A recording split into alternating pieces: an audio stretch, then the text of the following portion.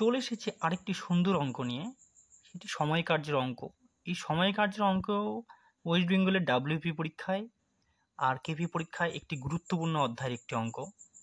তার মধ্যে থেকে একটি গুরুত্বপূর্ণ এবং খুব সুন্দর একটি প্রশ্ন নিয়ে চলে এসেছি, যেটা হচ্ছে সময় কার্যের সাপেক্ষে অর্থের উপার্জন, কত অর্থ উপার্জনগুলো সেই সাপেক্ষে টাকা, সেই সম্পর্কে।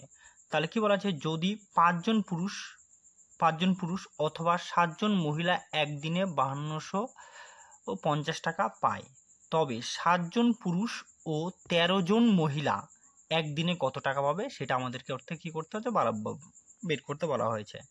অর্থাৎ 5 জন মেল যদি কত টাকা পায়, যদি 5 জন মেলকে নিয়ে কাজ করে তাহলে 5250 টাকা পাবে। ঠিক, তাহলে একজন মেল কত টাকা পাবে, একজন মেল তাহলে পাবে 5250 ডিভাইডেড বাই 5।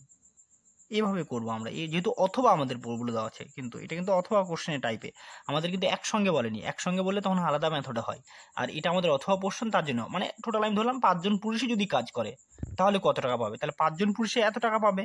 তো তাহলে একজন পুরুষে কত টাকা পাবে, 1000, 5 শূন্য 5 5 25 মানে 1050 টাকা। অর্থাৎ একজন পুরুষ মানুষ কাজ করলে পেয়ে যাবে কত টাকা, 1050 টাকা। ঠিক, তাহলে যদি একজন পুরুষ মানুষ কাজ করলে 1050 টাকা পায়, তাহলে ঠিক একই রকমভাবে 7 জন ফিমেল বা মহিলা কাজ করলে কত টাকা পাচ্ছিল, ওই অ্যামাউন্টের টাকাটাই পাচ্ছিল।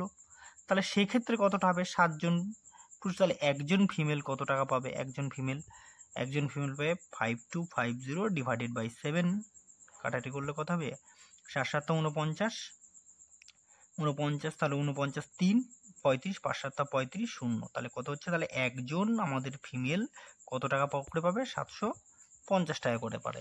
তাহলে এই অবস্থাতে আমাদের কি বলা হয়েছে, বলা হয়েছে 7 জন মেল আর প্লাস কতজন বলা হয়েছে, কি বলেছে, 13 জন ফিমেল। তাহলে 7 জন মেল আর 13 জন ফিমেল কত পাবে, তাহলে 7 × 1050 প্লাস কত হয়ে যাবে আমাদের এদিকে 13 × 750, তাহলে এটা হয়ে যাবে 7350 প্লাস এটা হয়ে যাবে, এটা গুণ করলে 9750 টাকা হয়ে যাবে, তাই না? তাহলে আমাদের উত্তর হয়ে যাবে, যোগ করলে হয়ে যাবে 17100 টাকা।